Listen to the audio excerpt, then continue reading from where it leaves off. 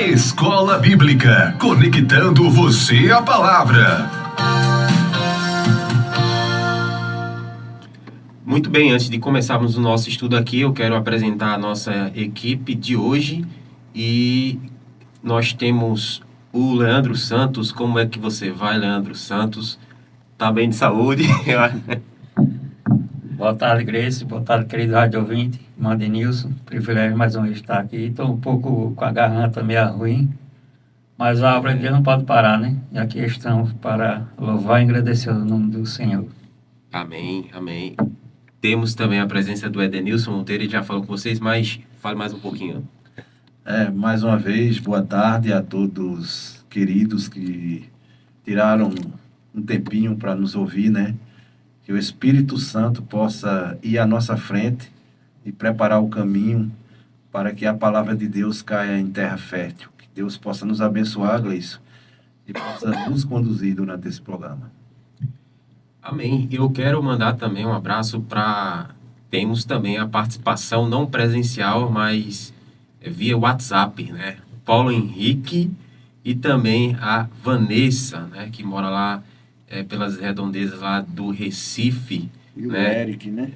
O Eric ia participar, mas infelizmente ele estava muito ocupado e ele preferiu deixar para uma outra oportunidade. Mas assim, um abraço para Eric. O nosso futuro pastor. Nosso futuro pastor, né? A Vanessa é a namorada do Paulo Henrique, né? São servos de Deus, que Deus o abençoe. Daqui a pouquinho eles vão estar respondendo também uma das nossas perguntas aqui. Então, vamos para mais um estudo. Está começando mais um programa Escola Bíblica. É momento de refletir e analisar as Escrituras. Vamos abrir a Bíblia e estudar o tema de hoje. Aqui está a paciência dos santos, aqui está os que guardam os mandamentos de Deus e a fé de Jesus.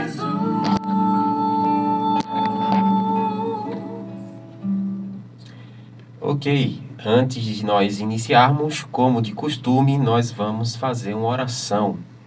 Pedir para que o meu amigo Edenilson faça uma oração. Oremos, grandioso Deus, excelso Pai, te agradecemos, Senhor, pela oportunidade de mais uma vez dirigir a Tua palavra, Senhor. Que nesse momento se cale o homem e Teu Santo Espírito possa tomar a frente de todas as coisas, Senhor. Amém. Prepara também, Senhor, o coração daqueles que nesse momento estão nos ouvindo, para que eles possam compreender a Tua palavra, Senhor, e colocar em prática nas suas vidas. Amém. Sabemos que o tempo é próximo, Senhor, que o Senhor está às portas, que cada um de nós, Senhor, venha nos prepararmos para nos encontrarmos contigo. Amém. Nos abençoa, nos perdoa, Senhor, de todos os nossos pecados e nos prepara a cada dia para nos encontrarmos contigo, em nome de Jesus. Amém. Amém. Amém.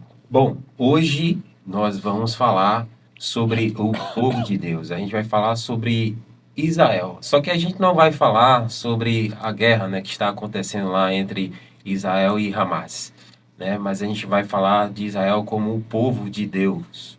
Eu achei interessante que até o próprio site, o CNN, descreveu aqui Jerusalém, né, o Israel, aqui em uma das suas reportagens, né, que diz o seguinte, foi até publicado no ano de 2018 e atualizado agora em 2021, diz: Jerusalém é muito mais que uma cidade histórica, é a capital sagrada para 3 religiões. Abriga importantes símbolos que escreveram a história mundial, seja pela sua herança histórica ou por sua importância religiosa. É um dos destinos mais fascinantes do mundo, né? Isso ninguém pode negar, né? Israel, Jerusalém, uma das mais antigas cidades do mundo. Jerusalém é a capital de 3 religiões, né? O judaísmo, temos também os muçulmanos lá, também o cristianismo, né? Não é à toa que é um dos lugares mais disputados do mundo, né? Foi e é, né?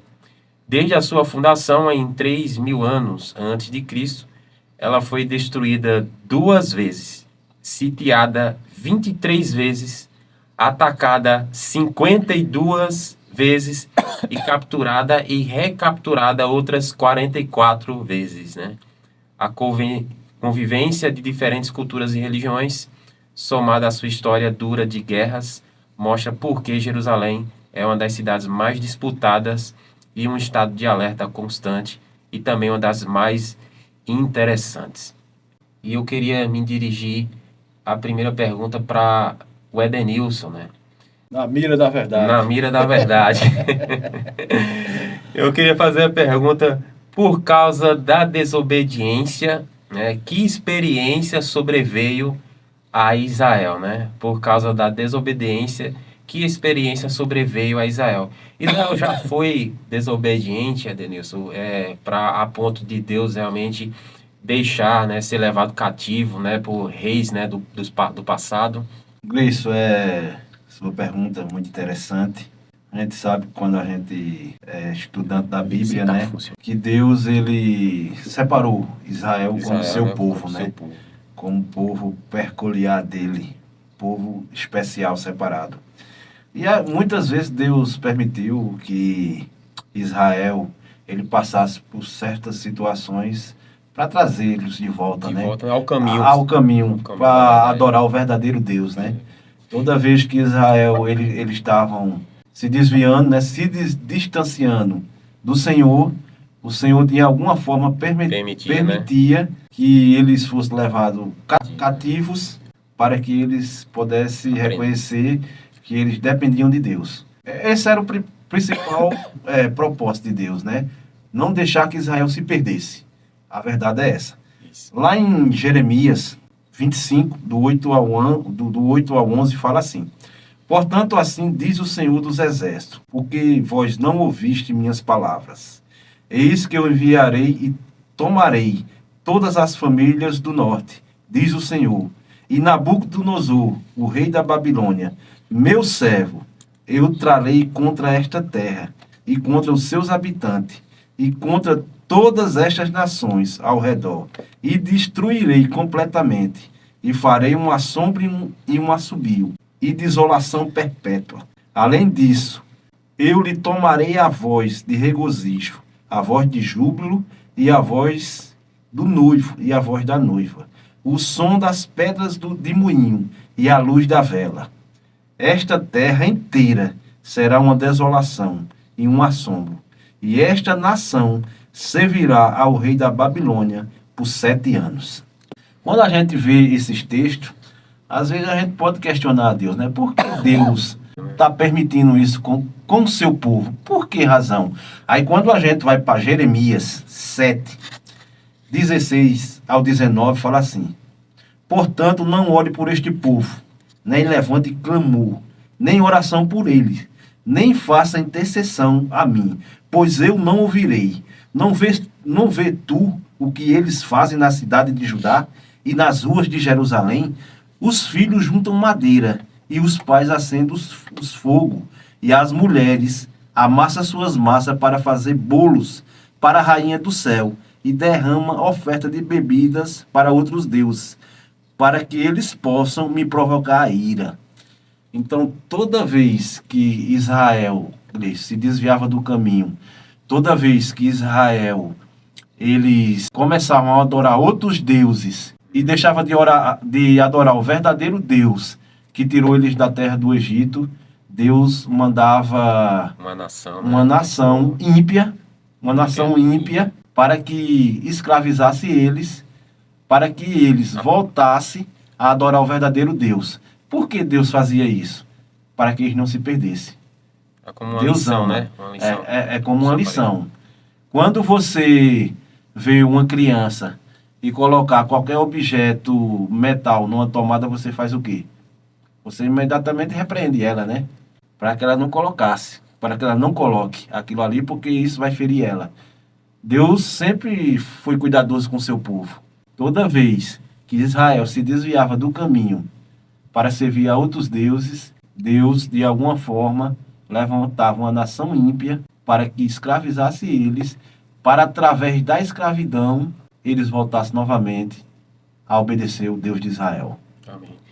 Ô Edenilson, mas Deus usou desses artifícios no passado para realmente castigar o seu povo, para que eles voltassem para o Deus verdadeiro, né? Será que Deus usa desse mesmo artifício, né, de nos colocar provas e tentações e provações para que a gente volte para o Deus verdadeiro?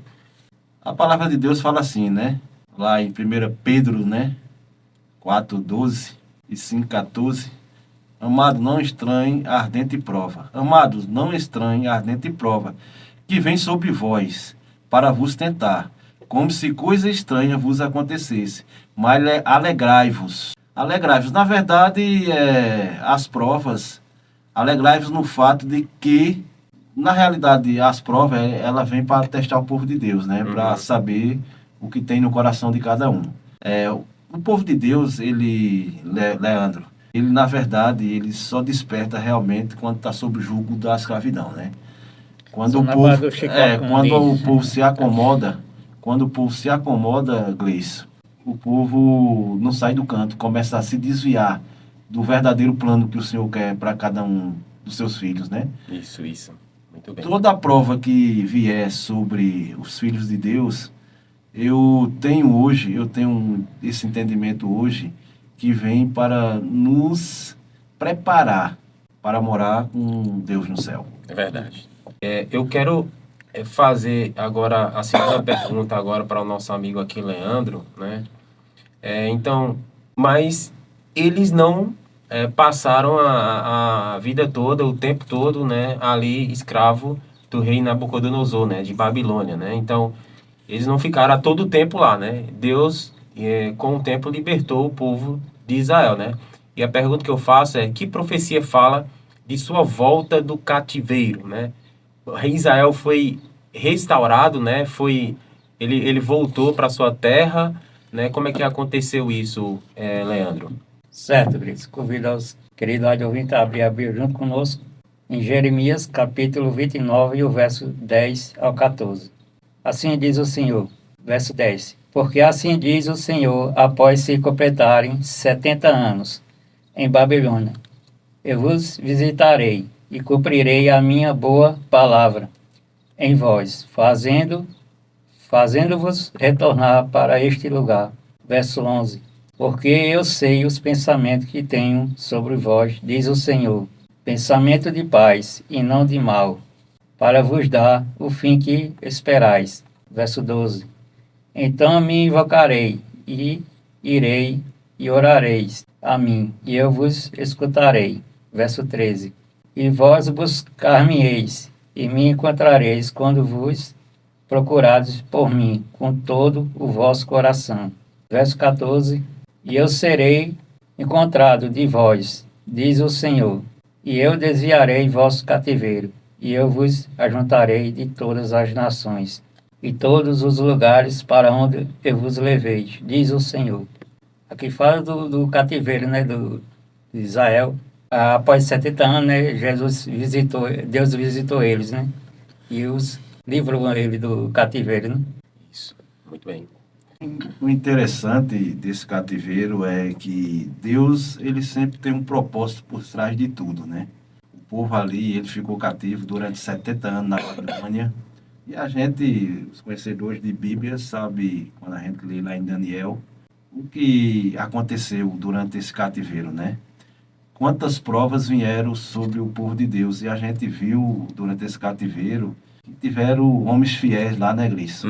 Homens que não se curvaram ao paganismo, não se curvaram aos deuses babilônicos. A estátua de Nabucodonosor. A estátua de Nabucodonosor, Sadraque, Misaque, Abednego e Daniel, né? Que é Ananias, Misael e Azarias. Foram homens que exaltaram o nome, posso dizer assim, exaltaram o nome de Deus, né? Durante esse cativeiro.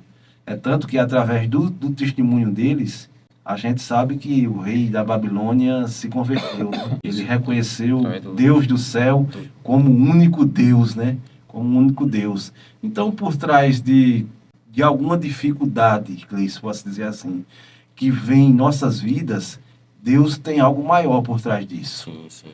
Sim, sim. E o testemunho, né, de Daniel e seus amigos, realmente, Nabucodonosor veio a reconhecer o Senhor como único Deus através do seu testemunho, né? Exatamente. Então, a gente vimos aí que Israel foi cativo, né, da Babilônia por 70 anos, e quando completou os 70 anos, Deus enviou profetas, né, para anunciar e libertar o povo de Israel das mãos de Babilônia, né? A terceira pergunta aí é quando a nossa amiga Vanessa, né, participa com a gente, respondendo a pergunta 3, que diz assim: como Moisés falou de outra dispersão maior, né? Tivemos a primeira invasão, né, de Jerusalém, assim, de levar todo o povo cativo e destruir toda a sua cidade, né? O povo ali de Israel, que foi a primeira vez que Israel foi levado como um todo, né, como escravos, né? E ali disperso por todas as nações. E acontece uma segunda, né, que foi após 70 anos após Cristo, né? Então, a pergunta que eu faço, né, como Moisés falou de outra dispersão maior, e eu queria deixar a palavra com Vanessa.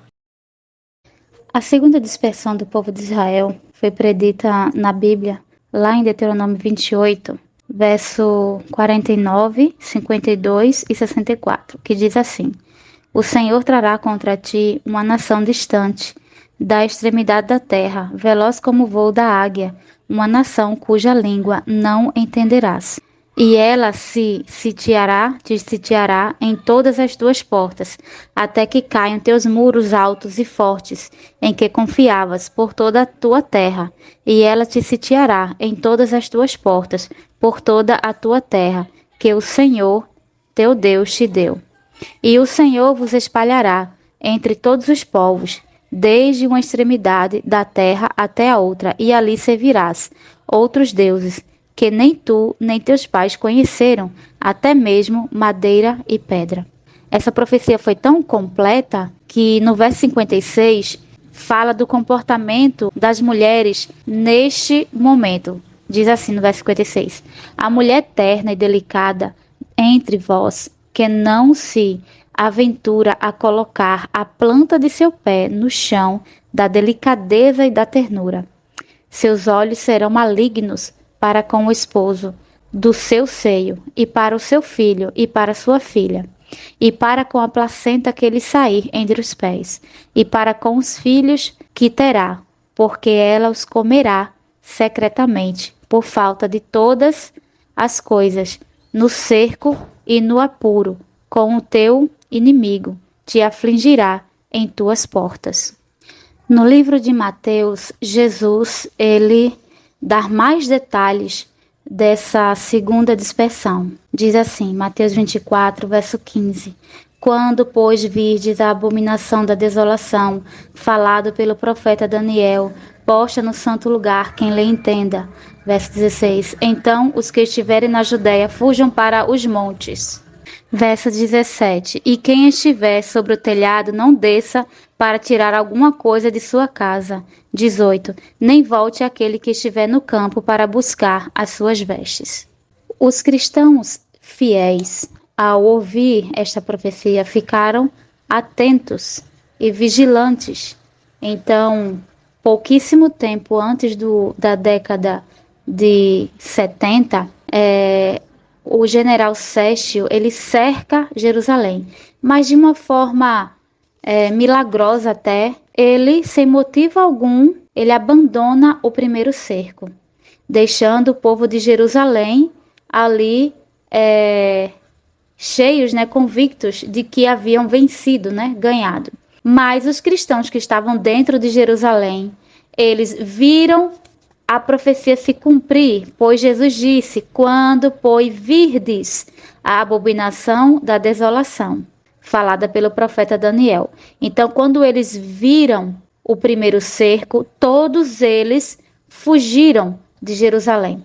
Foram para os montes, assim como a Bíblia, assim como Jesus havia falado. Todos eles, todos os que eram fiéis, os cristãos, nenhum deles se perderam. Os judeus ficaram dentro de Jerusalém. E então, 3 anos e meio depois, agora o general Tito vai e cerca novamente Jerusalém. Numa data muito importante, era a festa da Páscoa. Milhões de judeus estavam dentro de Jerusalém. E ao serem cercados, eles ficam presos, eles não podem sair para lugar nenhum. E o tempo vai passando, o alimento vai acabando e eles começam a roubar comida um do outro. As mulheres chegam até a matar seus próprios filhos para comer suas carnes, fazendo assim aquilo que a profecia havia predito que aconteceria. Mesmo cercado, mesmo com fome, o povo, de Israel, eles não se rendem a Roma. E Roma então invade Jerusalém, matando milhões de judeus, crucificando milhões de judeus e também destruindo o templo de Jerusalém. Tito não queria destruir, mas os judeus não deram outra opção para ele. E ele destruiu o templo e hoje só resta desse templo o Muro das Lamentações, que fica lá em Israel. Deus deu todas as oportunidades a Israel. Todas, mas eles rejeitaram. E quando eles rejeitaram Jesus, eles passaram a ser um povo até maligno, a ponto de comerem seus próprios filhos. Isso é o que causa o afastamento de Deus. Quando a gente se afasta, quando a gente não aceita Jesus, e aceitar Jesus é aceitar tudo o que ele falou, tudo o que ele ensinou, tudo o que ele fez na terra, isso é aceitar Jesus. Quando a gente não faz isso, nos afastamos de Deus. E foi isso que aconteceu com os israelitas. Eles se afastaram de Deus e eles foram espalhados por todo o mundo. Foram para terras que jamais eles nem sequer haviam ouvido falar. Com medo, E infelizmente eles acabaram fazendo com que aquilo que Deus havia dito para eles não fazer, porque iria cair toda aquela tribulação, eles, por sua rebeldia, fizeram com que tudo aquele que Deus havia predito caísse sobre ele. Assim, Deus nos fala hoje. Ele nos adverte de como estará o mundo antes de sua volta. Está você atento aos sinais da vinda de Jesus? Está você se preparando para a volta de Jesus? Desde já, irmão, eu convido a todos a estarem preparados hoje, porque o conhecimento que você tem hoje da palavra do Senhor, Deus vai te capacitar a cumprir cada um deles. Acho que maravilhoso comentário, de Vanessa. Realmente demonstrou ter bastante conhecimento aí do que aconteceu ali, no ano 70, depois de Cristo. E Edenilson só vai falar um detalhe aqui do que o que de fato ocorreu, para que esse primeiro cerco, eles retornassem, Qual foi o motivo, a razão deles ter voltado, para sua terra? Vou pegar um pequeno gancho aqui, o que a nossa irmã Vanessa falou, tivemos o primeiro cerco, que foi pelo rei da Babilônia, Nabucodonosor, e o segundo cerco predito pelo nosso Senhor Jesus Cristo, que fala ali, quando vocês verem Jerusalém sitiada de soldados, é hora de vocês fugirem. Nesse momento aí que Chester cerca Jerusalém, aconteceu algo muito interessante. Chester recebeu um comunicado que ele teria que voltar para Roma para acontecer uma troca de imperadores, que quem ia entrar agora no seu lugar era Tito, que fez, depois ele volta, cerca Jerusalém e houve um massacre muito grande, A história conta que as escadarias de Jerusalém, parecia cachoeiras de sangue, tanto mortos que tinha, E ela complementou bem, Uns começaram a roubar a comida do outro, muitos comiam o seu próprio cinto, que era de couro, eles cozinhavam e comiam. As mulheres, elas disputavam qual era o dia que ia comer um filho a filha do outro no outro dia. Então foi algo muito, muito difícil, foi uma situação muito complicada. Mas foi por um motivo, Gleice, de não ter confiado na advertência de Cristo, Muitos pereceram. E outra coisa muito importante muitos de nós estão advertindo o mundo que Jesus está voltando, né? E muitos ouvem e não dão crença nisso, né? Não Muitos cresce, né? falam, o que é que Cristo, né, vai voltar a fazer, buscar o que nesse mundo, né? Mas quando a gente lê a palavra de Deus, a gente vê a promessa do próprio Salvador, né? Que ia preparar um lugar lá em João 14, né? Vou preparar um lugar para cada um de vocês, né? Quando eu for, voltarei para levá-los para mim. E hoje muitos não dão crédito, né, no que o povo de Deus está falando. Novamente vão passar por uma situação bem difícil, né? Isso. A pior, né? Posso dizer assim, a pior, porque não terão oportunidade novamente. Pois é, muito obrigado, Edenilson, pela sua participação. E, de fato, realmente aconteceu essa troca de imperadores. Cristo mesmo falou, quando ouvires da cidade sitiada, né? Aí é o momento de vocês fugirem, né? E por um motivo assim, e que inesperado, né? De uma forma milagrosa, esse cerco que aconteceu, eles tiveram que retornar para fazer essa troca de imperadores. E aí, Jerusalém, os judeus ali abriram suas portas, né? E cantando vitória, como se estivesse dizendo assim, não, Deus nos livrou, né, das mãos do inimigo. Mas desde que eles voltaram, aí que eles abriram as portas, os cristãos lembraram, né, da palavra de Cristo, né? Que quando a cidade fosse sitiada, cercada, vocês fugissem para os montes. Então, quando abriu as portas de Jerusalém, quem era cristão e acreditava nas palavras de Cristo, realmente fugiram. Aqueles que não, ficaram. E aqueles que ficaram, aí vieram o povo romano novamente, depois de, acho que 3 anos e meio, e ali sitiou a cidade, matou muitos cristãos. Eu estudando, tem como passar a fonte aqui para vocês, não sei se a fonte é verdadeira, mas foram cerca de 1.200.000 judeus que foram mortos Exatamente. naquele cerco ali, infelizmente. Então, e Deus nos manda uma palavra nesses últimos dias de que ele vai voltar, né? E tá você atento realmente à sua volta, né? E a Bíblia mesmo diz, né, que nos últimos dias muitos jovens sonharão, os velhos terão visões, né? E enfim. Então, quando você ouvir, né, dos verdadeiros profetas, aqueles que seguem a Bíblia, a Deus, a lei e ao testemunho, né? Então, Deus disse, dei ouvidos, né? Então, é basicamente isso. Muito obrigado, Vanessa. Deus lhe abençoe, né? Desejamos muito a sua volta e participação aqui no nosso programa. E é isso. Vamos para a quarta pergunta. Aqui diz assim, sobre qual símbolo preciso tudo isso foi predito, né?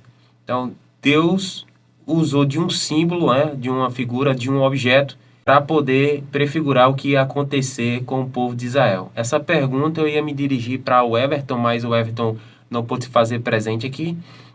Mas mesmo assim, eu vou pedir para que o Leandro pudesse ler, né, Jeremias. Você aí de casa pode acompanhar. Abra sua Bíblia lá em Jeremias, capítulo 19, e a gente vai ler o verso 1, o verso 10 e o verso 11.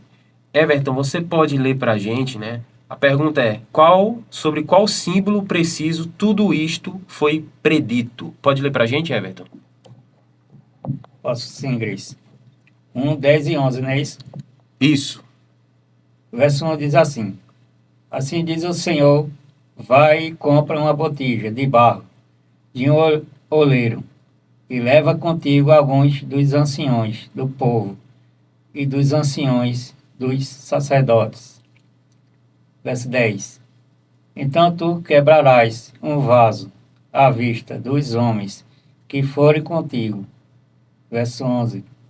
E lhes dirás, assim diz o Senhor dos Exércitos, deste modo eu quebrarei este povo e esta cidade como alguém quebra um vaso de oleiro, tal que não possa ser feito inteiro novamente. E o símbolo aqui é o vaso do oleiro, né? É o vaso do oleiro, né? Então, veja a figura, né, que Deus usou, né? Deus falou ali com Jeremias, ó, tu vai comprar uma botija de barro, né? Um vaso de barro, né? Aí ele pega uns homens, vai contigo, aí quando chega em um determinado lugar, ele diz assim, agora quebra esse vaso. Aí alguém poderia pensar, não, o Senhor mandou eu comprar e agora tá mandando eu quebrar. Ele foi e quebrou. Ele disse, assim como esse vaso foi quebrado e não pode mais ser refeito, assim eu vou fazer com o povo de Israel. E realmente é muito triste. Não adianta, né, você aí de casa, você professar que tem Deus e não fazer a sua vontade. Verdade. Você dizer que faz parte do povo de Deus e você não lê a palavra, Do cumprir os né? mandamentos. Não cumprir com os mandamentos, né? O que era Israel em dizer que Deus, o Senhor, que criou os céus e a terra, era o seu povo, quando eles não ouviram da sua palavra? Você tocou num ponto muito importante, Gleice. Servir a Deus da forma certa, não da forma que eu acho que tem que servir. Isso. Eu abri minhas redes sociais hoje de manhã para ver algumas notícias, principalmente o que está acontecendo ali em Jerusalém, né? Uhum. E eu me deparei com uma situação e eu fiquei abismado, Gleice. Uma repórter estava noticiando que alguns pastores abriram um bar em Minas Gerais que era para encontros de pessoas evangélicas, né? Evangélicas. Nesse bar não tinha bebidas alcoólicas, mas tinha coquetéis e todas essas coisas. E o som que rolava lá era música gospel em ritmo de forró. De forró. De forró. Aí eu fiquei imaginando. O mundo hoje, eles acham, Gleice, que é Deus que tem que se adaptar ao modo que a gente adora Ele. E existe um engano muito grande. Para a gente entrar no céu, meus amados, a gente tem que compreender uma coisa muito importante. A gente tem que se adaptar ao modo de Deus e não Deus se adaptar ao nosso modo. Né? É verdade. Muitos cristãos acham que se eu fizer assim para Deus, tá bom, Deus se conforma. E quando a gente vai para a história, quando a gente vai para a Bíblia e vê que pessoas deram a vida por esse evangelho e esse evangelho chegou até nós, percebemos uma coisa muito importante, Gleice. Uhum. Que se nós não nos adaptarmos ao modo de Deus, em hipótese alguma, entraremos no reino do No céu. reino do céu, né? A gente chega lá, Deus tem ordem, a gente chega lá e a gente quer mudar, ver os planos de Deus lá no céu, né? Não, Senhor, na terra eu adorava desse jeito, aí chega lá e a gente vê que é de outro jeito, né? A gente vai querer questionar a Deus ainda, né? Então, realmente é calamitosa a situação, né?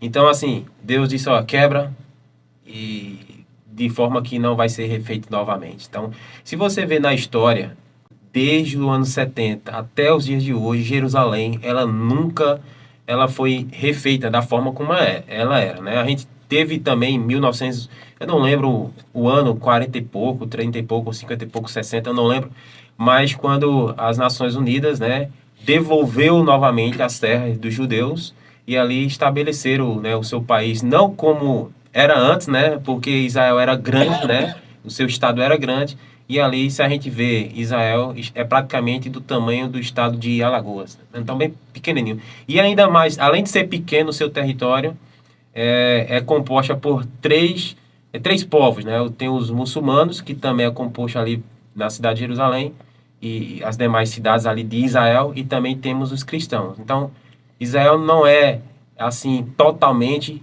do próprio povo de Israel, como no passado, né?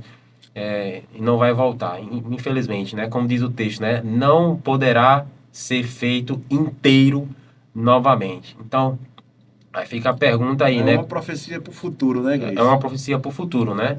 E para a semana a gente vai estudar, né, sobre o povo de Israel. O povo de Israel, nesse caso, no sentido de ser seu povo, né? Não mais como uma nação, mas como filhos espalhados que acreditam que eles serão salvos, que são salvos pela fé em Cristo Jesus. Esses são, de fato, os descendentes de Abraão. Mas esse estudo a gente vai deixar para a semana. O que o povo de Israel nunca entendeu, Gleice, Uhum. no completo, no contexto completo, e o que nós não entendemos ainda, como cristãos hoje modernos, é que Deus sempre separou um povo, para que através desse povo, ele abençoasse as outras pessoas. Isso. Sempre foi assim.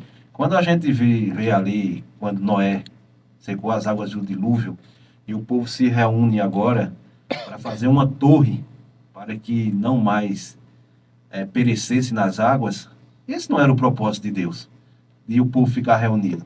Uhum. Quando Deus estabeleceu o homem e a mulher no Éden, ele disse, crescer e multiplicar, e povoai a terra. Então, o propósito de Deus era sempre que o seu povo, ele tivesse em todos os lugares. Todos os lugares, Por que Deus quis isso sempre? porque através do seu povo as outras nações conheceriam o Deus O deles. Deus deles, isso. Aí está a diferença. É verdade. É verdade. Eu tenho outra pergunta aqui. Vai ser um paralelo, né? Mas eu não sei se eu vou responder aqui, ler os textos aqui proposto, mas ele é um paralelo do estudo da semana que vem. Né? A pergunta diz assim, ó, por quanto tempo Jerusalém deveria ser pisada pelos gentios? Bom, você conhece muito bem o texto de Lucas 21, 24, que quando o próprio Cristo disse, né, e eles cairão ao fio da espada e serão levados cativos para todas as nações, e Jerusalém será pisada pelos gentios até que os tempos dos gentios se completem, né? Aí, no capítulo 13, no verso 35, diz assim, eis que a vossa casa vos é deixada desolada, vai deixada desolada. E em verdade eu vos digo, não me vereis até que venha o tempo em que direis, bendito é o que vem em nome do Senhor. Né? Então, não me vereis mais, né? Até que diga, né? Bendito é o que vem em nome do Senhor. Então, esse texto aqui é muito importante e a gente vai reestudá-lo na semana que vem, certo? Israel rejeitou a mensagem, né? Israel crucificou a Jesus Cristo, né? Não teve Jesus como o Messias, né? O prometido, né? E e aí, mesmo assim, Deus mandou, né, os seus mensageiros, discípulos, a pregarem e eles recusaram, né? Mataram ali Estevão apedrejado e a partir daquele momento Paulo disse assim, ó, agora eu vou para os gentios, né? Vocês não aceitaram a mensagem, agora eu vou para os gentios. E desde então a mensagem vem sendo pregada para todo mundo. Eu queria fechar o nosso estudo aqui, mandando a última pergunta, é o comentário de Paulo Henrique, né? Ele vai fechar aqui o nosso estudo com a pergunta que eu faço para ele, né? Israel estabeleceu a sua própria justiça à parte de Cristo, né? Separado de Cristo. Por isso foi rejeitado, né? Israel foi rejeitado como povo, propriedade exclusiva de Deus. Eu quero deixar o comentário dele aqui e depois a gente volta para as nossas considerações finais. A primeira mensagem angélica nos convida a temer a Deus. Interessante que temer a Deus, essa primeira mensagem está lá em Apocalipse 14, verso 6. Temer a Deus corresponde a ser salvo, a ter a salvação. Lucas capítulo 2, o verso 25, conta uma história de um certo homem e diz assim: havia em Jerusalém um homem cujo nome era Simeão, e este homem era justo e temente a Deus, esperando a consolação de Israel, e o Espírito Santo estava sobre ele. E fora-lhe revelado pelo Espírito Santo que ele não morreria antes de ter visto o Cristo do Senhor. E pelo Espírito foi ao templo, e quando os pais o trouxeram o menino Jesus para com ele procederem segundo o uso da lei. Verso 28, ele então o tomou em seus braços e louvou a Deus e disse: agora, Senhor, despedes em paz o teu servo, segundo a tua palavra, pois já os meus olhos viram a tua salvação. Então, a salvação é Cristo Jesus.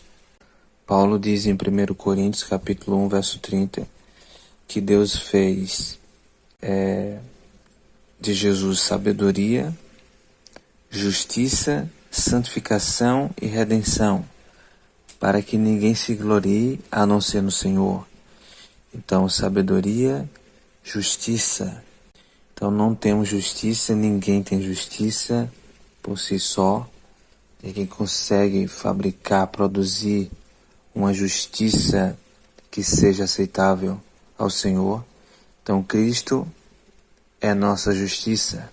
Mas no contexto de Israel é interessante que Israel foi liberto, foi salvo, não pela sua própria justiça. E vamos ver isto. Deuteronômio capítulo 9, verso 4 diz assim: não fales no teu coração, depois que o Senhor teu Deus os tiver lançado fora diante de ti, dizendo: pela minha justiça o Senhor me trouxe para possuir esta terra, mas pela iniquidade destas nações o Senhor os expulsou diante de ti.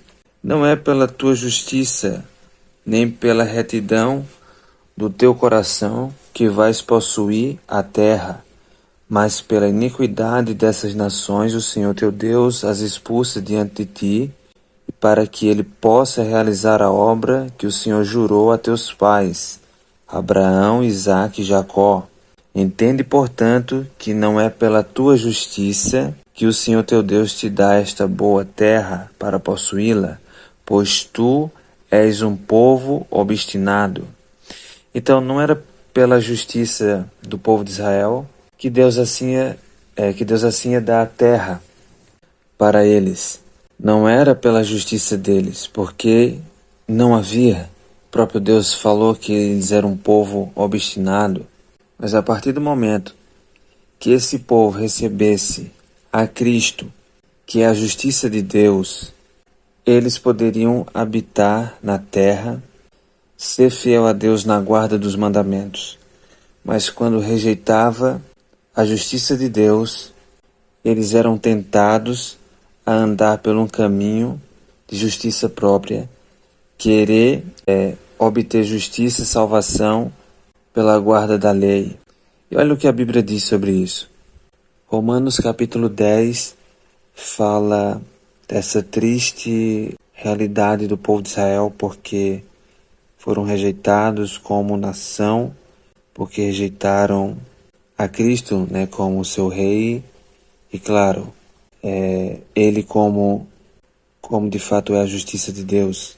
Diz assim: Irmãos, o desejo do meu coração e a oração a Deus por Israel é para que eles sejam salvos, porque eu lhes dou testemunho de que eles têm zelo de Deus, mas não segundo o conhecimento. Porque ignorando a justiça de Deus e procurando estabelecer a sua própria justiça, não se sujeitaram à justiça de Deus, porque Cristo é o fim da lei para a justiça de todo aquele que crê. Então, a partir do momento que rejeitaram a Cristo, estavam rejeitando a justiça de Deus e agora queriam colocar a sua própria justiça. Mas isso não era válido, pois somente Cristo é a justiça de Deus para a salvação de todo aquele que crê. Esqueci de voltar aqui pra... Se eu sair daqui... ele continua rodando, mas...